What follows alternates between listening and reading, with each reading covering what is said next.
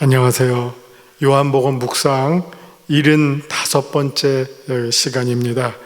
오늘은 요한복음 15장 18절에서 27절까지의 말씀, 이 말씀을 가지고 세상의 핍박 속에서 사는 제자의 삶이라는 제목으로 또 하나님의 말씀 한번 또 나누어 보도록 하겠습니다. 요한복음 15장 18절에서 27절까지의 말씀을 제가 먼저 봉독하면서 시작합니다. 18절의 말씀입니다. 세상이 너희를 미워하면 너희보다 먼저 나를 미워한 줄을 알라. 너희가 세상에 속하였으면 세상이 자기의 것을 사랑할 것이나 너희는 세상에 속한 자가 아니요 도리어 내가 너희를 세상에서 택하였기 때문에 세상이 너희를 미워하느니라. 내가 너희에게 종이 주인보다 더 크지 못하다 한 말을 기억하라. 사람들이 나를 박해하였은즉 너희도 박해할 것이요 내 말을 지켰은즉 너희 말도 지킬 것이라. 그러나 사람들이 내 이름으로 말미암아 이 모든 일을 너희에게 하리니 이는 나를 보내신 이를 알지 못함이라.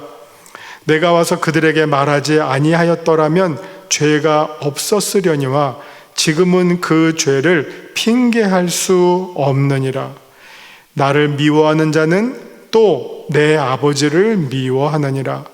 내가 아무도 못한 일을 그들 중에서 하지 아니하였더라면 그들에게 죄가 없었으려니와 지금은 그들이 나와 내 아버지를 보았고 또 미워하였도다. 그러나 이는 그들의 율법에 기록된 바 그들이 이유 없이 나를 미워하였다 한 말을 응하게 하려 함이라. 내가 아버지께로부터 너희에게 보낼 보혜사 곧 아버지께로부터 나오시는 진리의 성령이 오실 때 그가 나를 증언하실 것이요 너희도 처음부터 나와 함께 있었으므로 증언하느니라. 아멘. 네, 말씀 요점을 보고 이제 본문 시작하겠죠. 말씀 요점입니다. 예수께서 요한복음 안에서 일관되게 설명하시는 부분이 오늘 본문에도 또다시 적용이 됩니다. 예수님과 제자들의 관계, 그리고 예수님과 하나님의 관계, 이들의 관계가 세상에서 어떻게 전개되는지를 소개해 줍니다. 세상이 주님을 핍박했고 이제 제자들을 핍박할 것인데 이는 결국은 주님을 보내신 아버지를 미워하는 일입니다. 그리고 그 결과에 대해서 세상은 핑계할 수 없습니다. 왜냐하면 아버지가 아들과 함께 하심을 표적을 통해서 이미 충분히 보여주셨기 때문입니다 하는 내용입니다. 예수님과 제자들의 관계에 대해서 말씀하시는데 사실 이 관계의 출발이 되는 것은 하나님 아버지와 예수님의 관계가 먼저 시작이 되었고요. 그 관계가 이제 예수님과 제자들에게 이어지기 때문에 이제 제자들을 배척하고 예수님을 배척하는 것은 곧 예수님을 보내신 하나님 아버지를 배척하는 일이다 하는 예수님의 말씀, 그 말씀이 이제 오늘 본문 가운데 다시금 여러 배경을 가지고 등장하게 됩니다. 자, 그러면 18절 말씀부터 보죠. 세상이 너희를 미워하면 너희보다 먼저 나를 미워한 줄을 알라. 이제 예수님께서 제자들에게 고별 설교를 쭉 하시면서 장차 제자들이 이 세상에서 겪게 될 일들을 미리 알려주십니다. 근데 지금 18절의 상황이 보면 그들이 이 세상으로부터 미움을 받게 될 것이다, 핍박을 받게 될 것이고 배척을 받게 될 것이고 평탄한 길로 가는 것이 아니라 정말 어려운 십자가의 길이 그들 앞에 놓여 있다 하는 것을 말씀하시는데 그 이유가 왜 그러느냐? 사실은 그 제자들보다 그 제자들의 스승이 되시는, 선생님이 되시는 예수님을 먼저 미워했던 그 역사가 이미 공생애 가운데 나타났다는 것이죠. 예수님께서 3년 동안 공생애 하실 때 사람들이 얼마나 그 예수님을 미워하고 부정하고 업수 여기고 배척했습니까? 그래서 예수님께서 정말 선지자가 고향에서 대접을 받지 못한다, 인자가 머리 둘 곳이 없다, 그런 어떤 안타까운 마음을 토로하신 적이 여러 번 계셨죠.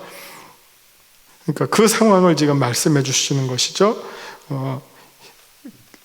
이게 참 주님께서 우리에게 맡기신 일을 하게 될 때, 우리는 이런 생각을 하게 돼요. 이거 주님께서 맡기신 일이니까 이 일을 하기만 하면 그냥 대박이 나고 만사형통하고 너무 잘 풀릴 것이다 라는 생각을 왕왕 합니다. 자주 합니다. 그렇게 기대합니다. 그런데 우리가 성경을 보면요, 꼭 반드시 그렇지 않은 경우가 오히려 더 많아요.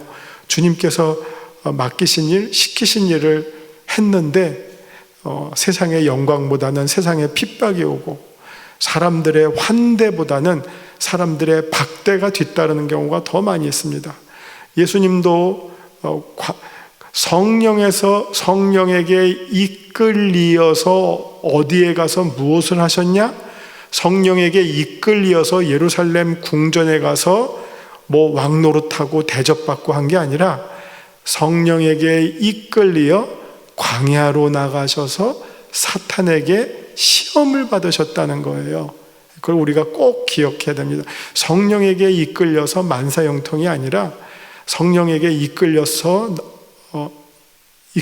때는 우리가 반드시 해야 할 일을 하게 된다는 것이죠. 꼭 하나님께서 맡겨주신 일들을 우리가 하게 된다는 것이죠. 성령이 임하시면 우리가 땅끝까지 이르러 그리스도의 증인이 된다는 것이지, 증인 노릇하면서 대접받는다는 말이 아니죠. 증인 노릇, 우리가 해야 할 일을 하게 된다는 것입니다. 여기서도 이제 제자들이 무슨 일을 하게 됩니까? 이 15장 제일 끝에 너희도 처음부터 나와 함께 있었으므로 증언하느니라. 예수님에 대해서 증언해요. 그 앞에 있는 20절, 보혜사 성령께서 예수님을 증언하듯이 이 성령에 충만한 제자들이 해야 할 일은 예수님을 증언하는 일이에요. 근데 그 증언하는 일 가운데 어떤 일들이 그들을 기다리고 있느냐? 핍박과 박해가 기다리고 있다는 것. 그리고 그것은 너무나 당연하다. 왜?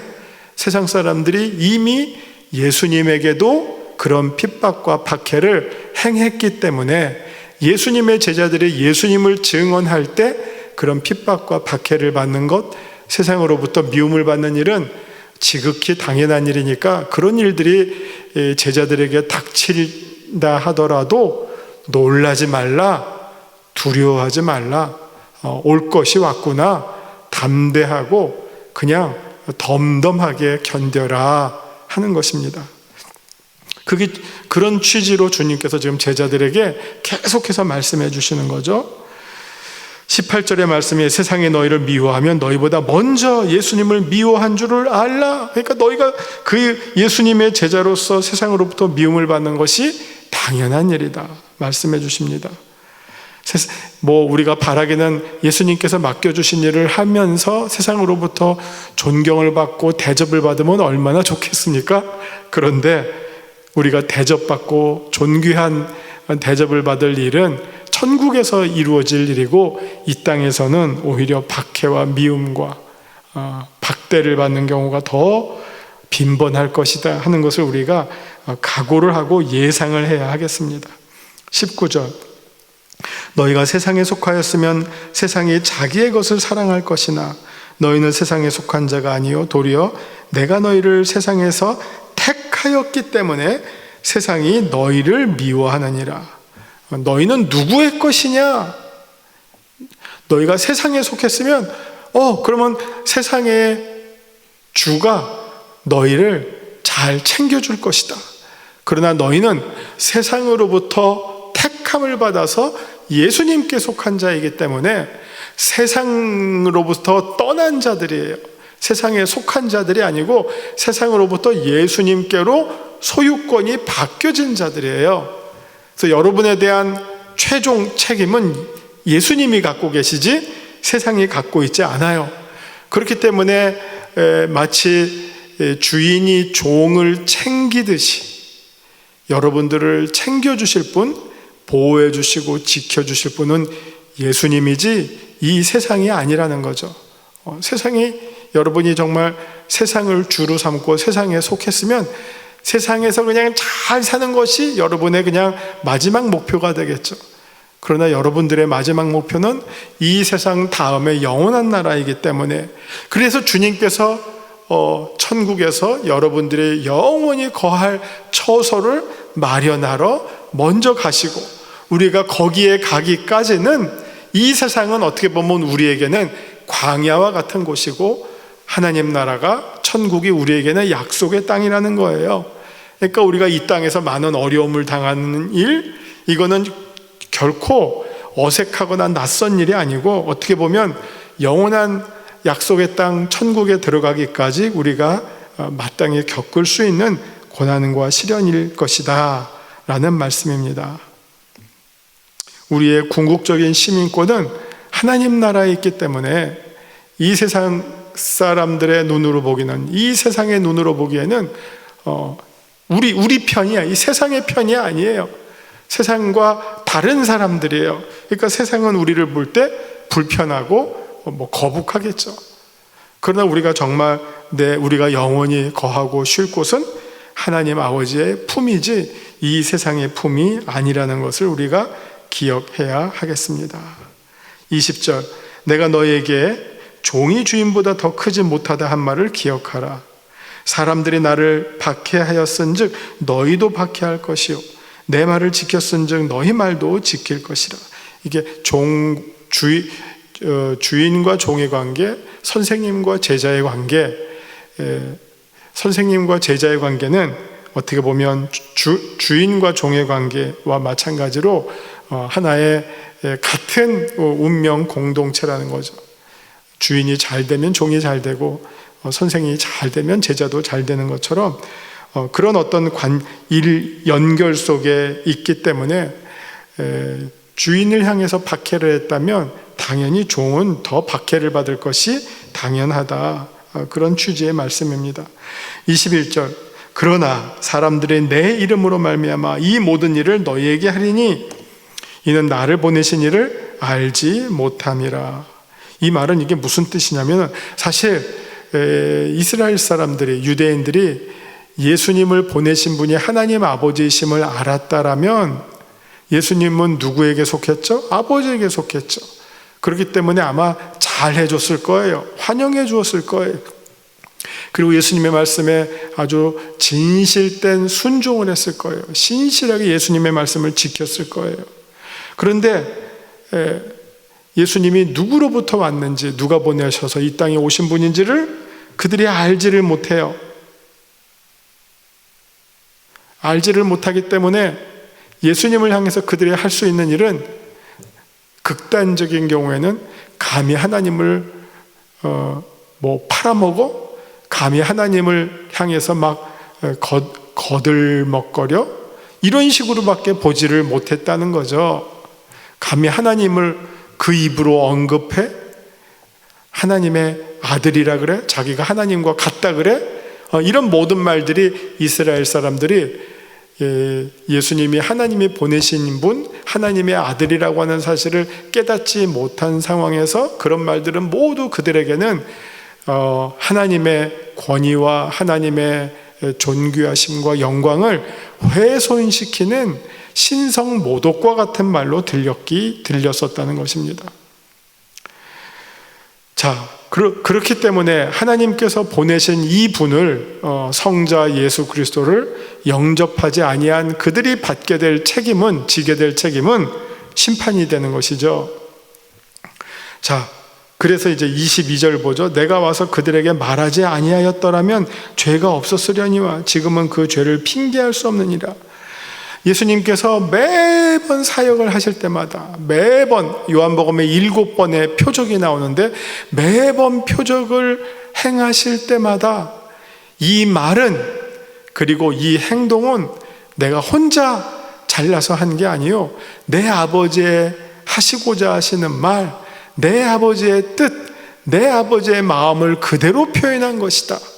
나를 본 자는 곧 아버지를 보았고 내 말을 듣는 자는 곧 아버지가 나를 통해서 하시는 말을 듣는 것이고, 내가 하는 표적들을 본 자들은 이것은 나 혼자 하는 것이 아니라 나와 아버지가 함께 하시는 표적이라고 하는 사실을 마땅히 깨달아야 할 터인데, 그리고 그런 일들이 유례가 없는 일들이었는데 구약 성경에도 나타나지도 않는 그런 놀라운, 정말 이거는 하나님이 아니면 절대로 하실 수 없는 일들을 예수님께서 하셨는데, 그리고 예수님께서 그 하신 배경에는 바로 아버지가 예수님과 함께 하시는 그 증거가 되는데, 그거를 보면서도, 그 말씀을 들으면서도 예수님을 인정하지, 하나님이 보내신 자로 인정하지 않고 배척했다고 하는 것은 변명의 여지가 없이 핑계할 수 없는, 그대로 온팍 그들이 온전히 책임을 져야만 하는 그런 내용이다 하는 것입니다. 사실 우리가 한번 죽는 것은 정해진 것이고, 히브리서 9장에 있는 말씀, 그 다음에 그 후에는 심판이 있다 그랬어요. 우리 모두 다 심판의 자리에서 반드시 서게 될 겁니다. 죽을 때 심판의 자리에 서게 될 것입니다. 근데 정말 우리가 어떤 일은 몰라서 잘못한 경우는 용서받을 수 있겠지만, 알면서도 마음이 완악해서 계속 우리에게 들려주시고 깨닫게 해주심에도 불구하고 그것을 인정하지 않고 배척했다면 그건 누구 책임이에요? 정말 몰라서 그런 일을 했어요. 한 번도 복음을 들을 기회가 없었어요. 예수님에 대해서 예자도 들을 수가 없었어요. 그리고 온 자연을 보더라도 자연에서 뭔가 한번 쫙, 우리가 보는 이 자연은 하나님이 창조하신 아름다운 자연이다, 어떤 이런 생각들을 할 수 있었다면 하나님 앞에 심판대에서 핑계할 수가 없겠죠. 하나님은 온갖 피조물, 온 세상 만물을 통해서 하나님의 영광을 표현하게 하시고, 지으신 자가 없이 이 모든 일이 어찌 가능하겠느냐라고 하는 인간의 합리적인 생각도 불러일으키시는 분이 하나님이에요. 그렇기 때문에 별을 보든 우주를 보든 지구상을 보든 지구상에서 움직이는 수많은 생명체들의 그 삶의 움직임들을 볼 때, 이거는 창조주 하나님이 없이는 도저히 이런 일이 생겨날 수 없겠구나. 혹은 한 사람의 인생을 진지하게 바라볼 때에도 우리 각자의 인생을 이끌어 주시는 하나님의 섭리가 반드시 있을 수밖에 없구나. 기적 아닙니까? 지구가 이렇게 정확하게 정말 365일 태양의 주위를 돌고, 그것도 23.1도인가 살짝 기울어져서 돌아도 봄, 여름, 가을, 겨울, 밤, 낮이 바뀌지, 이게 만약 똑바로 섰다면 위는 점점 추워지고, 양쪽은 점점 추워지고, 가운데는 점점 더워져서 지구가 존재할 수가 없고 이 안에 생명이 존재할 수가 없었을 것이에요. 이렇게 세밀하고 0.000000001조차도 하나님의 아주 세밀하신 창조적 설계의 바탕에서 이 세상에 움직여지고 존재하고 모든 생명체들이 활동하는 것을 볼 때, 우리가 할 수 없는 일이 무엇이냐? 우리가 창조주 하나님이 있는지를 몰랐습니다라는 핑계는 할 수 없을 것이라는 거죠. 오늘 본문에서도 예수님께서 하셨던 그 수많은 표적들을 이스라엘 사람들이 똑같이 경험했어요. 7번이나. 그리고 예수님의 그 수많은 정말 당대의 서기관이나 율법학자들도 감히 행할 수 없는 그 심오하고 정말 오묘한 하나님의 그 말씀 자체를 선포하시는 것들을 그들이 들었어요.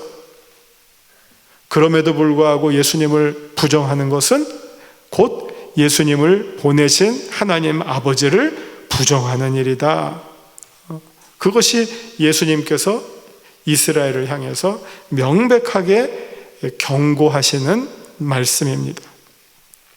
핑계할 수 없다.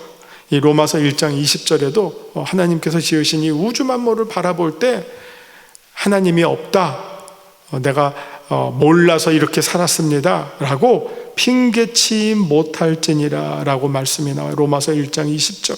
여기서도 마찬가지로 지금은 그 죄를 몰라서 그랬습니다라고 하면 그 죄가 좀 덜 하겠죠. 그러나 그거 없어요. 그냥 알매도 불구하고, 이 악인의 특징, 알매도 불구하고 마음을 더욱 완악하게 먹어서 그것을 부정하는 그 특징, 그들에게는 아무리 입이 10개가 있어도 핑계할 수 없는 상황이다라는 것을 분명하게 말씀하십니다.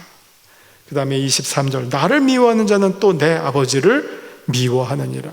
이게 나에서, 예수님에게서 끝나는 것이 아니라 예수님을 미워하는 자는 그런 수많은 표적들, 하나님이 함께 하시는 표적들, 하나님께서 전해주시지 않으면 할 수 없는 그 귀한 말씀들을 듣고 보면서도 예수님을 부정한다고 하는 것은 예수님을 보내신 하나님 아버지를 미워하는 일이다. 논리적으로 연결을 시키시는 것이죠.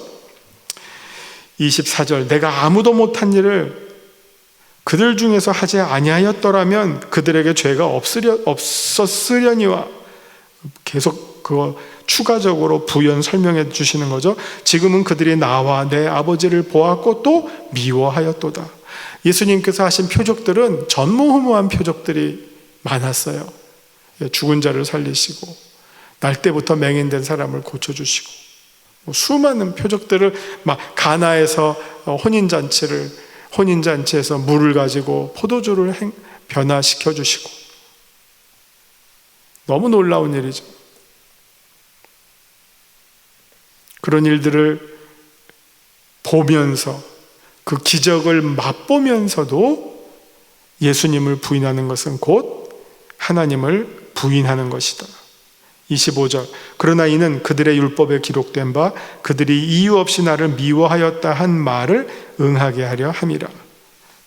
이것은 이미 예고된 일이다. 근데 여기서 오해하시면 안 돼요. 이미 예고된 일이기 때문에 그 일을 행하는 사람들이 죄가 없다? 그건 아니에요. 죄에 대한 책임은 예고가 되어 있었어도 그 사람의 어떻게 보면 자의적 판단, 결단에 따라서 한 것이기 때문에 자기가 한 행동에 대해서 책임을 져야 돼요. 이거 예를 들어서 가룟 유다가 배반할 줄을 예수님이 몰랐습니까? 이미 가르쳐 주시잖아요. 내 자네 손을 댄 자가 그다. 예수님 가르쳐 주셨잖아요. 이미 알고 계셨죠. 그렇다고 가룟 유다의 책임이 없어지는 게 아니죠. 잘못이. 가룟 유다는 자기가 범한 행동에 대해서 결과를 책임져야 한다는 거죠. 여기서도 마찬가지예요. 사람들이 예수님을 미워하고 핍박하는 거 이미 성경에 다 예언되어 있었어요. 그러니까 그게 죄가 안 된다? 여전히 죄가 되고요. 그런 어떤 예언에 해당되는 사람이 된 것이 어떻게 보면 그 사람의 비극이고 그 사람의 책임이죠. 26절, 내가 아버지께로부터 너에게 보낼 보혜사 곧 아버지께로부터 나오시는 진리의 성령이 오실 때 그가 나를 증언하실 것이요. 자, 이렇게 미워하는 가운데 그 세상을 향해서 강력하게 외칠 수 있는 증언을 할 수 있는 어떤 기회가 있는데, 그 기회가 언제냐? 보혜사 성령께서 오시면, 성령 강림이죠. 오시면 그가 나에 대해서 증언할 것이요. 또 27절, 너희도 처음부터 나와 함께 있었으므로, 요것은 처음부터 나와 함께 있었으므로, 요거는 우리가 나중에 사도행전에서 집사를 뽑을 때 사도를 뽑을 때 똑같이 적용됐단 말이죠. 사도의 자격이 뭐냐? 처음부터 예수님과 함께 같이 동행하면서 십자가와 부활의 증인이 된 자, 그들만이 예수님에 대해서 온전한 증언을 할 수 있었어요. 그냥 남으로부터 들어서 전하는 게 아니라 그들이 직접 목격한 그 모든 예수님의 스토리를 눈으로 보고 십자가와 부활을 본 자가 예수님의 참다운 증언자 역할을 할 수 있었다. 그래서 한편으로는 그 증인의 자격 요건이 바로 여기죠. 처음부터 나와 함께 있어서 예수님의 수많은 말씀과 표적과 십자가와 부활을 경험했던 사람이 예수님에 대해서 증언했던 그 증언이 정말 사실과 같은 증언이고, 이제부터는 우리는 그리고 그 증언을 또 가능케 해주시는 분이 보혜사 성령님이시다라고 하는 사실을 꼭 기억하시고요. 그래서 우리도 예수님의 어떤 지제든지 간에 성령이 임하시면 예루살렘과 온 유대와 사마리아와 땅끝까지 이르러 그리스도의 증인의 사명을 감당하게 된다 하는 사실을 꼭 기억하시면 되시겠습니다. 자, 이제 우리 유인물 보시면서 설명해 드리도록 하겠습니다. 말씀 산책인데요, 예수님은 이제 제자들이 세상으로부터 미움을 받을 것이라고 예고하시면서 이는 예수님의 제자들이 곧 주님께 속했기 때문이라고 말씀하십니다. 19절, 제자들은 세상에 속하지 아니하면서 주님께 속했기 때문에 세상의 제자들을 미워하는 일은 일견 당연한 일이 됩니다. 예수님은 이를 또다시 주인과 종의 관계로 설명하시는데, 주인이신 주님이 이미 같은 일을 당하셨기에 종들이 그 주인을 따라서 그런 일을 겪게 되는 일은 당연하다는 말씀입니다. 어쩌면 예수님이 왜 세상이 예수님과 제자들을 미워하는지 그 이유를 말씀하시는데, 그들이 주님을 알지 못하는 이유는 그를 보내신 분을 알지 못하기 때문이라고 말씀하십니다. 만약 그들이 예수님을 누가 보내셨는지 그 보내신 분을 알았다면 그분이 보내신 예수님을 분명 환대해 주었을 것입니다. 여기서 예수님은 자신을 아버지와 연결시켜서 설명해 주십니다. 그런데 주님은 이미 매번 표적을 행하실 때마다, 또 말씀으로 권위를 가지고 가르치실 때마다 예수님의 모든 일거수일투족이 그를 보내신 아버지로부터 말미암았다라고 증거하셨기 때문에 주님을 받아들이지 않는 자들이 더 이상 우리 몰라서 예수님을 미워했습니다 라고 핑계할 수 없을 것이다 라고 확인해 주십니다. 결국 주님을 미워하는 자는 그를 보내신 아버지를 미워하는 것과 마찬가지라고 말씀하십니다.